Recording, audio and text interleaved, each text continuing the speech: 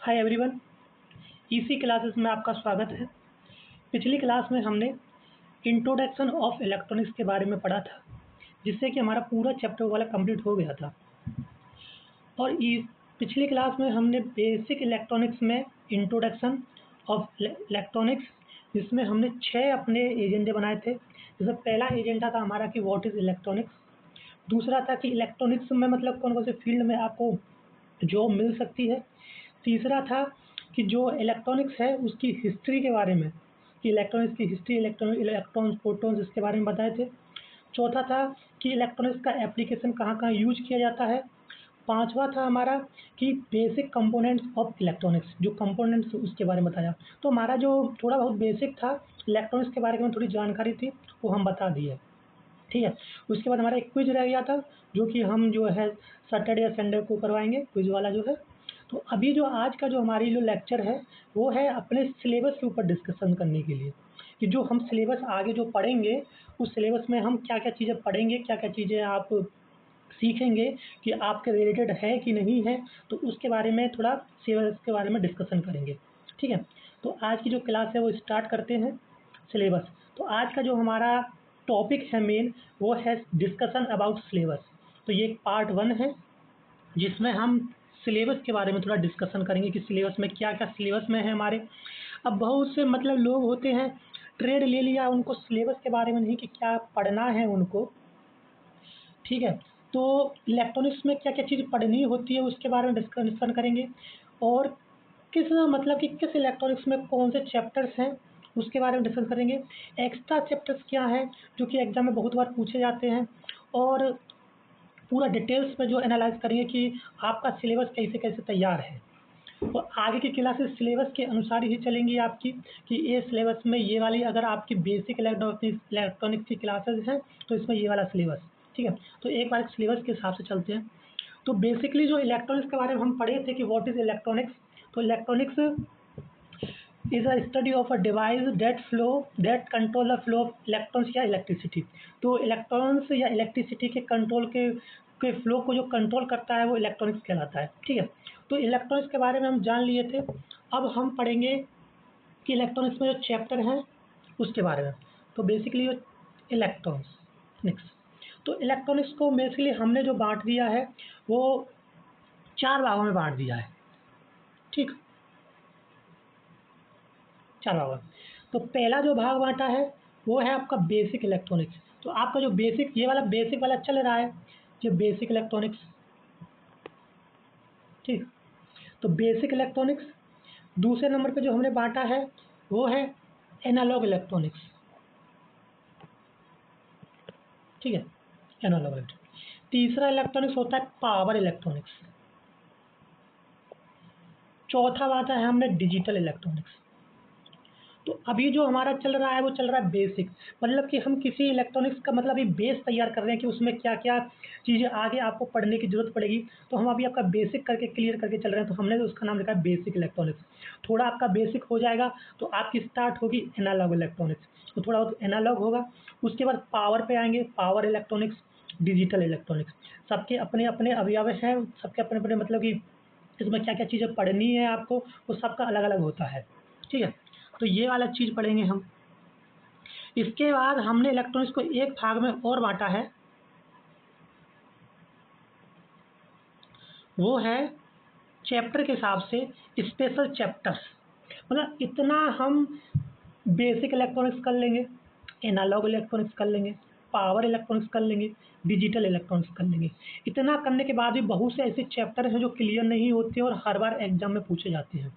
तो इनके करने के बाद भी ऐसे बहुत स्पेशल चैप्टर्स हैं जो हर एक एग्जाम में पूछे जाते हैं, चाहे इसरो का हो, बार्क का हो, डीआरडीओ का हो, डीआरएम डीएमआरसी का हो, और आईयूसीएल का हो, जो बार-बार आईटीआई रिलेटेड हो या डिप्लोमा रिलेटेड हो, तो वो क्वेश्चन पूछे जाते हैं। वो हम जो क्लियर करेंगे, वो अपना स्पेशल चैप्टर्स में क्लियर करेंगे। तो हमने इलेक्ट्रॉनिक्स को 5 भागों में बाँट दिया है, basic electronics, analog electronics, power electronics, digital electronics, special chapters. ठीक है। तो हम देखते हैं कि इनके अंदर-अंदर हमको पढ़ना क्या है। तो शुरुआत करते हैं सबसे पहले अपना बेसिक इलेक्ट्रॉनिक्स। तो बेसिक इलेक्ट्रॉनिक्स हमारा चल रहा है, जिसमें से हमने अपना पहला चैप्टर भी कंप्लीट कर लिया कि व्हाट इज इलेक्ट्रॉनिक्स। तो हमने इलेक्ट्रॉनिक्स के बारे में जान लिया है, उसके फील्ड के बारे में जान लिया है, उसके एप्लीकेशंस के बारे में जान लिया है, और उसके मतलब हिस्ट्री के बारे में जान लिया है, ठीक है, और उसके बेसिक कंपोनेंट्स के बारे में जान लिया है। तो जो हमारा पहला चैप्टर है वो क्लियर है हमारा कि व्हाट इज इलेक्ट्रॉनिक्स। ये जो पहला वाला चैप्टर है वो हमारा क्लियर है। अब जो अगली आपकी नेक्स्ट क्लास आएगी बेसिक इलेक्ट्रॉनिक्स में, वो आएगी बेसिक इलेक्ट्रिसिटी के बारे में। तो ये बेसिक इलेक्ट्रिसिटी के बारे में क्लास आएगी, जिसमें हम electric charge, voltage, current, resistance, मतलब कि इनके पूरी डिटेल्स के बारे में लेंगे कि इलेक्ट्रिक चार्ज क्या होता है, वोल्टेज क्या होता है, धारा क्या होती है, प्रतिरोध क्या होता है, इसका मात्रक क्या होता है, इसके फॉर्मूला क्या होता है। तो ये जो अगली क्लास होगी वो होगी बेसिक इलेक्ट्रिसिटी के बारे में। तो आपसे यहाँ से बेसिक थोड़ा और क्लियर होगा, तो दूसरा चैप्टर जो हो जाएगा हमारा बेसिक इलेक्ट्रिसिटी हो जाएगा, ठीक है।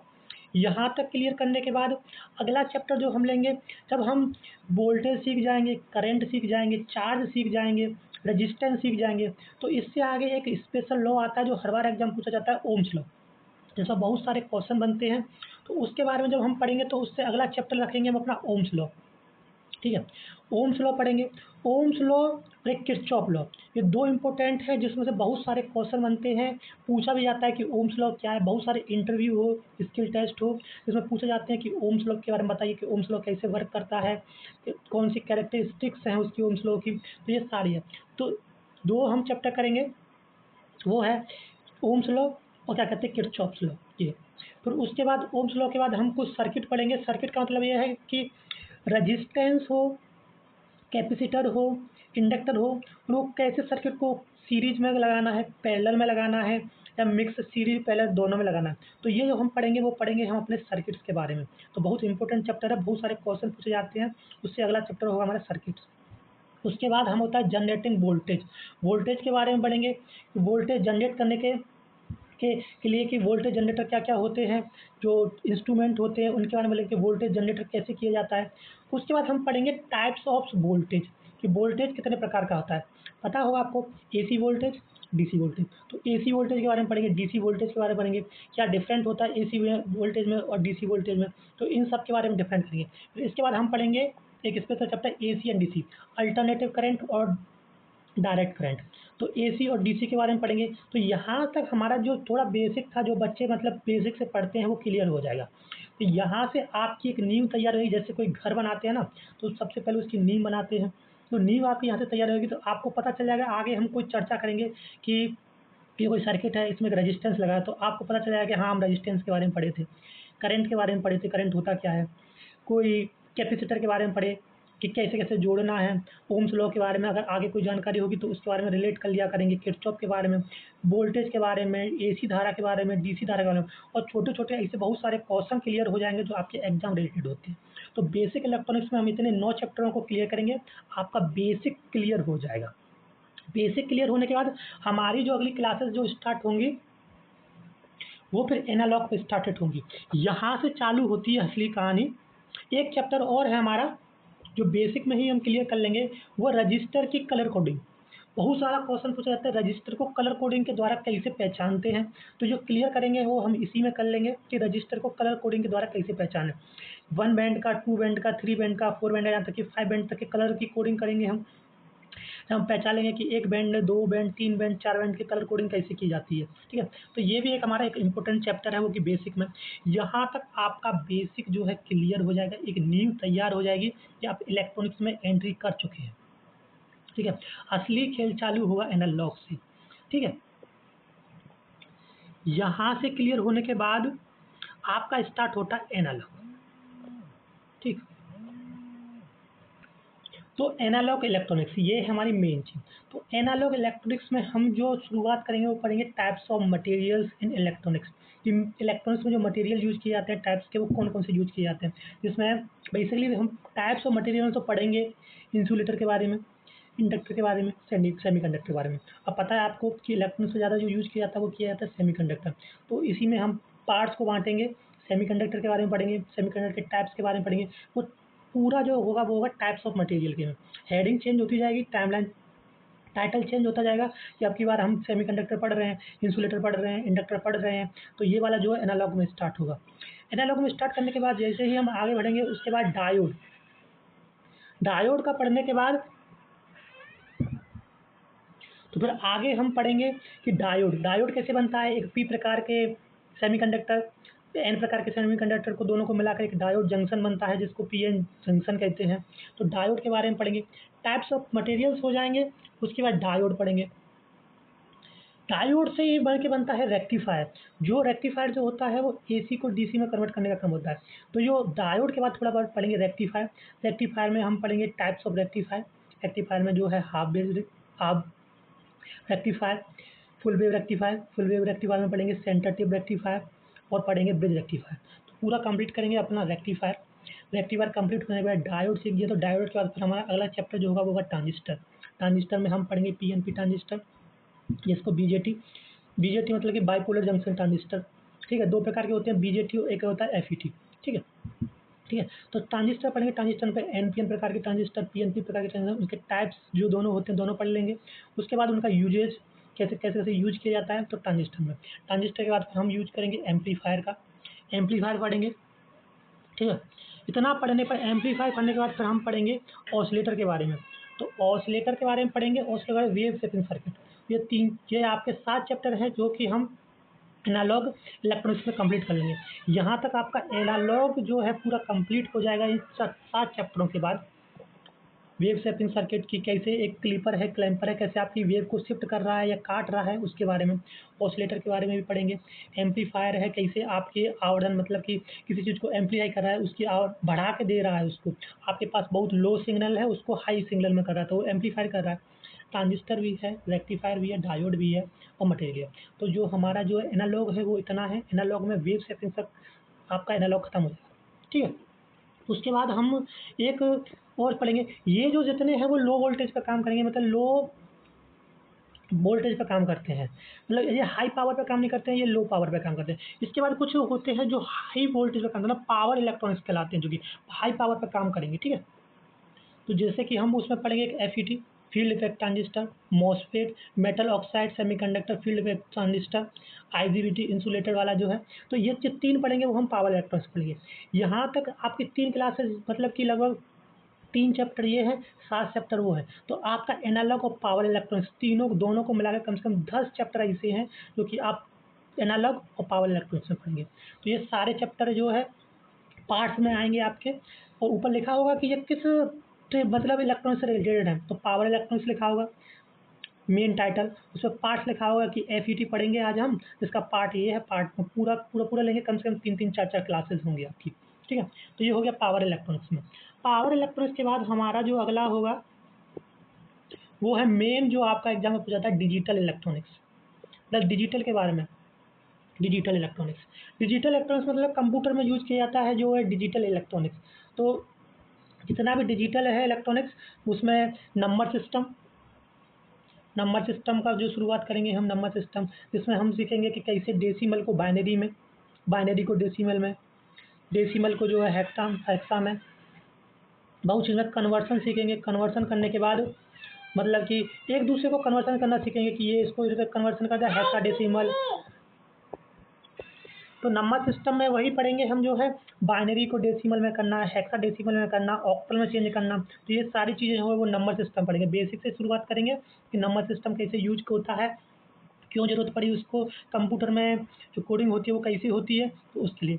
उसके बाद हम पढ़ेंगे थोड़ा दूसरा चैप्टर जो है basic and combination logic gates. तो गेट्स के बारे में पढ़ेंगे हम कि बेसिक गेट्स क्या होते हैं, ठीक है, स्पेशल गेट्स क्या होते हैं, और क्या कहते हैं आपका यूनिवर्सल गेट्स क्या होते हैं। तो पूरा गेट्स के बारे में पढ़ेंगे। जब गेट्स सीख जाएंगे तो गेट्स के कॉम्बिनेशन से सर्किट कैसे बनाएंगे। तो जैसे हम गेट सीख गए तो उसके हाफ हेडर है, फुल हेडर है, ये कैसे बनाएंगे, तो ये हम कॉम्बिनेशन सर्किट्स में सीखेंगे। ठीक है, कॉम्बिनेशन सर्किट। फिर उसके बाद फ्लिप फ्लॉप सीखेंगे, काउंटर सीखेंगे। ठीक है, फ्लिप फ्लॉप सीखेंगे, काउंटर सीखेंगे, ये सीक्वेंशियल सर्किट कहलाते हैं। उसके बाद एक चैप्टर और है 7 सेगमेंट आईसी। प्रैक्टिकल के रिलेटेड से हमने ये चैप्टर लिए हैं सारे कि 7 सेगमेंट डिस्प्ले को कैसे बीसीडी काउंटर से कनेक्ट करेंगे, पूरा देखेंगे। जो स्किल टेस्ट में भी पूछे जाते हैं वो यहीं से क्लियर होते हुए जाएंगे आपके। तो ये सिलेबस पूरा जो डिस्कशन किया जाएगा ना, पूरा A to Z जो आपका ओरिएंट एक मतलब एग्ज़ाम में जो चीज़ें आती है, पूछी जाती हैं आपकी, उससे रिलेटेड होगा। कोई बाहर की मतलब एक्स्ट्रा की ऐसा कुछ नहीं है, एकदम मेन जो फ़ोकस होगा आपका इसरो, बार्क ऐसी वैकेंसियों पे होगा, तो आपको डायरेक्ट आपके एग्ज़ाम में वो क्वेश्चन देखने को मिलेंगे कि हाँ, ये हमने पढ़ा था, ठीक है? उसके बाद 7 सेगमेंट हो जाएगा, फिर रजिस्टर के बारे में पढ़ेंगे, शिफ्ट रजिस्टर के बारे में पढ़ेंगे, तो ये सारा कुछ है चलता रहेगा और एक मेमोरी के बारे में पढ़ेंगे, ठीक है? तो ये जो हम पढ़ेंगे वो डिजिटल इलेक्ट्रॉनिक्स में पढ़ेंगे। यहाँ तक आपका डिजिटल इलेक्ट्रॉनिक्स, आपका basic clear, analog clear, power clear और डिजिटल क्लियर। यहाँ तक आप जो है अपना 80% कोर्स कंप्लीट कर लेंगे। इतना पढ़ने के बाद आपका 80% इलेक्ट्रॉनिक्स कंप्लीट हो जाएगा। मतलब कहीं भी आप एग्ज़ाम में किसी भी ट्रेड टेस्ट में बैठेंगे, तो आपको समझ में आएगा, आप ट्रेड आराम से कर लेंगे। और कहीं भी स्पेशल मतलब इलेक्ट्रॉनिक्स का कोई क्वेश्चन आएगा, वो क्लियर हो जाया करेगा। समझने के बाद पूरी तरीके से एकदम क्लियर हो जाएगा आपका, ठीक। इसके बाद कुछ ऐसे चैप्टर हैं जो कि अलग से चैप्टर होते हैं, जो कि इलेक्ट्रॉनिक्स में यूज़ किए जाते हैं, आपको डेली यूज़ किए जाते हैं, लेकिन आपको पता नहीं होता। और कुछ आईसीज़ होती हैं, कुछ मतलब कि टेक्नोलॉजी होती है जो कि इलेक्ट्रॉनिक्स में यूज़ की जाती है, पूछे जाते हैं कि ये कैसे-कैसे है। तो वो थोड़ा एक्स्ट्रा हमने क्लासेस रखेंगे, क्योंकि अगली क्लासेस जो हमने लिखी है स्पेशल क्लासेज चैप्टर वाली, जिसमें क्वेश्चन पूछे जाते हैं। इसलिए देखिए, एक cell and battery, cell battery से बहुत सारे क्वेश्चन पूछे जाते हैं, वो उसको भी लगेंगे। चुम्बक से पूछे जाते हैं, चुम्बकीय क्षेत्र से पूछे जाते हैं, तो इसका मैग्नेटिज़्म लगेंगे, चुंबक तत्व, ठीक है। रेगुलेटेड पावर सप्लाई के बारे में बात करेंगे कि रेगुलेटेड पावर सप्लाई कैसे बनाई जाती है, ठीक है। Positive regulatory supply, negative regulatory supply, सारी चीज़ें बताएँगे। LM 341 से सबके बारे में डिस्कशन करेंगे आज हम, ठीक है। ऑपरेशन एम्पलीफायर के बारे में डिस्कशन करेंगे कि ऑपरेशन एम्पलीफायर कैसे बनता है, आईसी कौन-सी होती है, ठीक है। टाइमर आईसी के बारे में बात करेंगे, आईसी 555 के बारे में बात करेंगे कि इसको आईसी 555 क्यों कहा जाता है, पूरा डिटेल में लेंगे कि इसका वर्क क्या होता है, कहाँ यूज़ किया जाता है, कहाँ फंक्शन जनरेटर में यूज़ किया जाता है, कैसे-कैसे इसका आउटपुट है। आईसी 555 से आपको जो है मोनोस्टेबल, बाइस्टेबल और अस्टेबल मल्टीवाइब्रेटर बना के दिखाएँगे, एक-एक यूज़ करके दिखाएँगे, उसकी आउटपुट वेव्स कैसी होती है, वो सारी चीज़ें इसमें होंगी। और एक और जो अगला चैप्टर होगा वो एसएमडी टेक्नोलॉजी। एसएमडी टेक्नोलॉजी में हम एसएमडी डिवाइस के बारे में बताएँगे, टेक्नोलॉजी के बारे में भी बताएँगे, डिवाइस के बारे में बताएँगे कि रजिस्टेंस को कैसे पहचानना है, कैपेसिटर को कैसे पहचानना है, जो एसएमडी टेक्नोलॉजी बहुत सारे क्वेश्चन पूछे जाते हैं। स्किल टेस्ट में तो यहाँ तक ही पूछा जाता है, एसएमडी डिवाइस को सोल्डरिंग कीजिए, डिसोल्डरिंग कीजिए, कैसे किया जाता है। तो ये पूरा जो चैप्टर है वो हम यहाँ तक ले गए। इतना होने के बाद आपका पूरा सिलेबस कंप्लीट हो जाएगा। तो कुछ चीज़ें बचेंगी, उसको एक्स्ट्रा क्लासेस में ऐड कर लेंगे, लेकिन फिलहाल जो हमारा सिलेबस कंप्लीट होगा वो इतना होगा। और रेगुलर क्लासेस आएँगी आपकी। और देखते हैं कि एक चैप्टर में कितना 3 क्लासेस या 4 क्लासेस होंगी मिनिमम, जो है बढ़ सकती है, 5 क्लासेस हो सकती है, लेकिन जितना हो सके उतना हम डिटेल में पढ़ने की कोशिश करेंगे। ऐसा नहीं है कि निकाल लेंगे, पूरा डिटेल में लेके कंटेंट पूरा पढ़ाएँगे पूरा। कंटेंट के साथ-साथ आपको पीपीटी का भी एक टेलीग्राम चैनल देंगे, जहाँ पे आपको पूरी पीपीटी मिला करेगी। हमको भी कंटेंट ढूँढने में थोड़ा टाइम लगता है, लेकिन कंटेंट पूरा ऐसा होगा जो आपके एग्ज़ाम रिलेटेड होगा। तो आज के लिए हमारा बस इतना था कि हमको सिलेबस में क्या-क्या पढ़ना है, तो हम सिलेबस का डिस्कशन किए हैं। अगली क्लास में हमारा जो चैप्टर चालू होगा वो बेसिक इलेक्ट्रॉनिक्स में ही चालू होगा, इलेक्ट्रिसिटी, ठीक है? तो उसकी अगली क्लासेज़ आएँगी आपकी। आज के लिए बस इतना ही। आप सिलेबस देख लीजिएगा, अपने मतलब कि जो एग्ज़ाम आप देने जा रहे हो उससे मैच कर लीजिएगा एक बार। तो मैच कर लीजिएगा, आपका पूरा मैच करेगा कि आपका यही सिलेबस है, इससे बाहर कोई सिलेबस नहीं जाता है, ठीक है? पूरा हम कंटेंट रख लिए हैं इसमें, इससे बाहर का आपका कोई एग्ज़ाम नहीं है जो आपको यहाँ पे फँसा सके, ठीक है? तो आपका बेसिक से लेके आप पूरे एडवांस लेवल तक पहुँच जाएँगे अगर आपने इतना कर लिया तो। मतलब ऐसा कोई एग्ज़ाम नहीं होगा कि आप कितने मतलब कि जो एग्ज़ाम देंगे उसमें से आपका पूरा का पूरा 100% हम मानते हैं कि फँसेगा इसी में से, ठीक है? आज के लिए बस इतना ही। मिलते हैं नेक्स्ट क्लास में। Thank you.